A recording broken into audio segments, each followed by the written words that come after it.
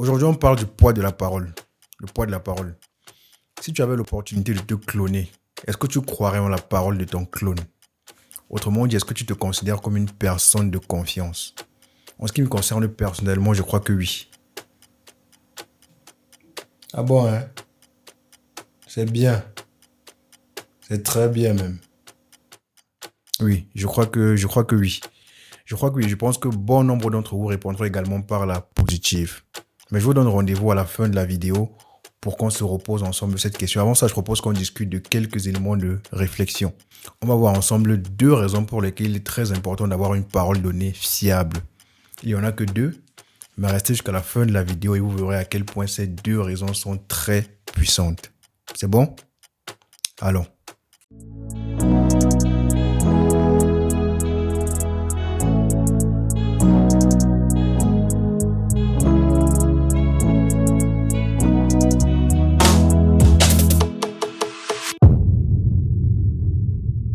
Bonjour à tous et bienvenue sur la chaîne Diaspora Africaine. Alors moi c'est Wilfried Zemtsa et ensemble avec tous les autres intervenants de la chaîne on te parle Afrique, on te parle diaspora, mais surtout on parle entre jeunes.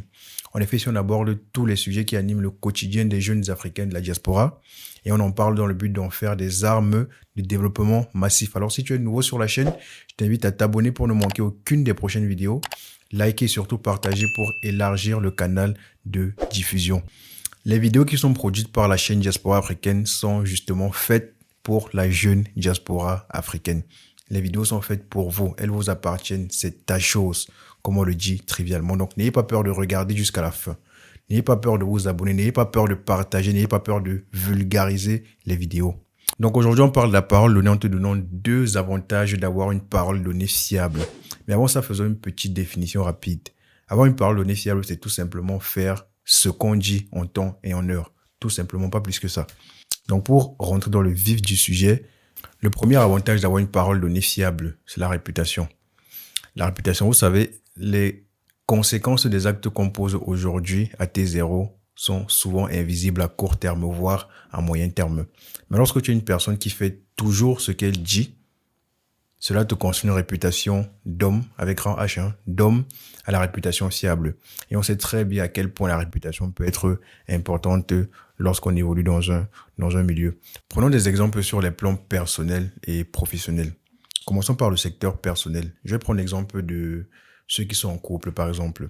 Lorsqu'on est avec un partenaire qui fait toujours ce qu'il dit, tout d'abord, c'est rassurant. C'est d'abord rassurant, mais également, ça constitue un bon indicateur du degré de confiance qui peut régner dans ce couple-là. Après, avant de faire ce qu'on dit, il faut dire ce qu'on fait. Donc, si on veut être rigoureux, ce n'est pas suffisant, mais il n'empêche pas que ça constitue un bon indicateur du degré de confiance et même d'objectivité qui peut régner dans ce couple-là. Si on switch pour aller sur le plan professionnel, dans lequel j'inclus également le milieu académique, si tu es quelqu'un qui respecte toujours ses engagements, quelqu'un qui respecte toujours ses deadlines, donc les plannings. Quelqu'un qui respecte toujours ses rendez-vous, toujours ses heures de rendez-vous, très important. Les débuts de réunion après 5 minutes, là, après l'heure, ce n'est plus l'heure. Donc si tu es quelqu'un qui respecte toujours sa parole donnée, eh bien tu auras toujours plus de propositions de projets, tu auras toujours plus de responsabilités parce qu'on sait que dès l'instant, dès le moment où tu as dit oui, alors tu le feras. Dès le moment où tu donnes ta parole sur la réalisation d'une tâche, sur la réalisation d'un projet, on sait et on a la conviction que tu arriveras à terme de ce projet-là. Donc je vais faire un petit parallèle, avant de dire à l'école par exemple que tes camarades de promotion ne veulent pas de toi dans leur groupe, avant de dire en entreprise que l'on te surveille trop sur tes projets, comme si tu étais encore un stagiaire ou un alternant, pose-toi la question de savoir quelle est ta réputation dans ces milieux-là sur le point de vue de la parole donnée. La deuxième raison, c'est le succès. La parole donnée, lorsqu'elle est vraiment ancrée, peut constituer un catalyseur de réussite, un catalyseur de succès. Ce que je vais aborder ici, ce que je vais dire ici sera presque similaire à ce qui a été dit au premier point, mais juste que là, ça sera pris sous un angle introspectif, donc propre à soi-même. Vous savez, les personnes qui ont un engagement fort, qui ont une parole donnée très fiable, réussissent très souvent ce dans quoi ils s'engagent. Pourquoi? Parce que le fait de donner leur parole constitue là comme ça une source très importante de motivation, une source capitale de motivation pour justement catalyser la réalisation de ces projets-là. Si vous êtes attentif jusqu'ici, vous allez sûrement me poser la question de savoir qui sont les récipiendaires de cette parole donnée. Eh bien, les récipiendaires, c'est d'abord soi-même. Comme je disais au début en faisant l'allégorie du clone, les récipiendaires, c'est d'abord soi-même. Après, les récipiendaires, ça peut également être ceux-là qui comptent pour nous et qu'on n'a en aucun cas envie de décevoir.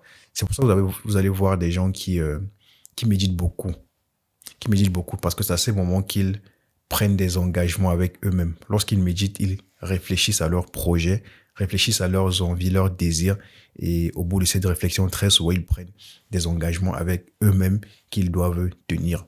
C'est pour ça également que vous allez voir des gens qui parlent beaucoup de leurs projets autour d'eux, à leur entourage, à leurs amis, à leur famille, parce que c'est à ce moment également qu'ils prennent des engagements. Ils ont envie de parler, ils ont envie de donner leur parole, ils ont envie de prendre un engagement parce qu'ils savent que dès le moment où ils ont ouvert leur bouche, eh bien, ils seront forcés de respecter ce qu'ils ont sorti de cette bouche-là parce qu'ils connaissent leur parole a de la valeur pour eux-mêmes. J'ai envie de dire qu'ils s'auto-menottent, même ils se mettent les menottes de façon consciente et volontaire parce qu'ils savent quel est le poids, quelle est la valeur de leur parole pour eux.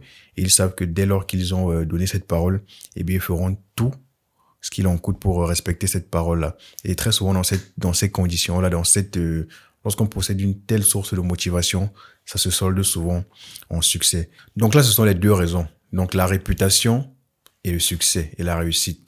Mais à ce stade, j'ai envie de faire une petite précision, très importante d'ailleurs.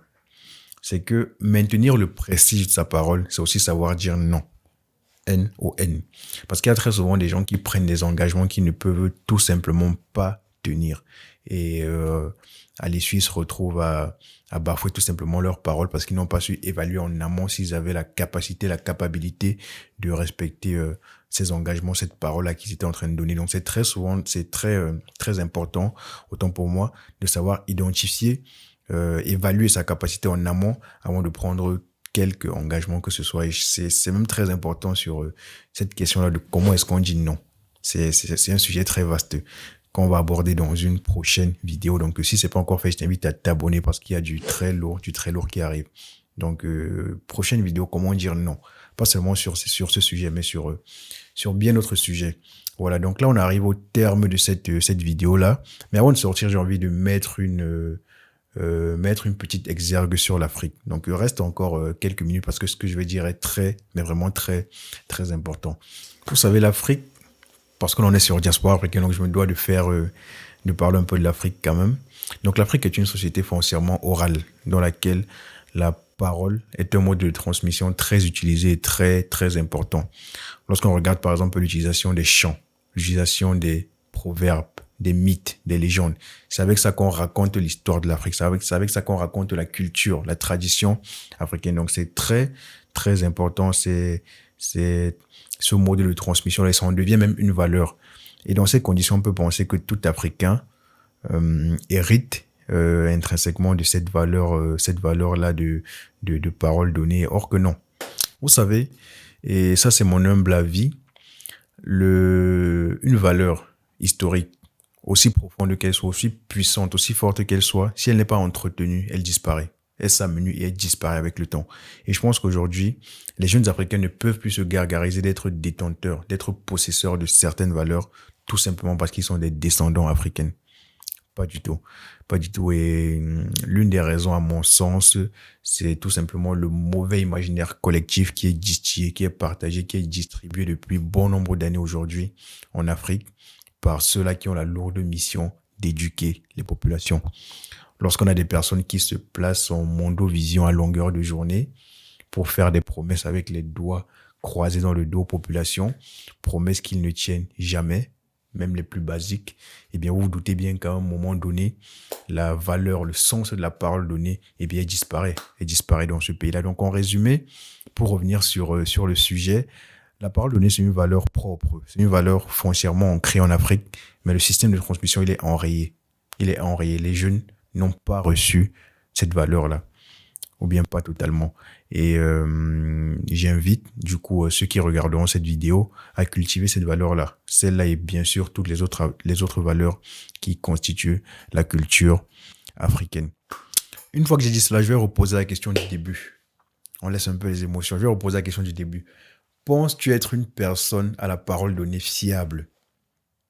Si oui, c'est tant mieux. Mais sinon, j'espère que cette vidéo te sera de la plus grande utilité dans la construction du prestige de ta parole. Parce qu'une valeur, ça se construit. Je répète, une valeur, ça se construit. Donc, j'attends vos réponses en commentaire. Pensez-vous avoir la parole donnée fiable? Pensez-vous que cette valeur vous a été transmise avec le temps? Allez, réponse en commentaire. Donc, pour sortir de la vidéo aujourd'hui, on va dire bonsoir à Dakar. À bientôt.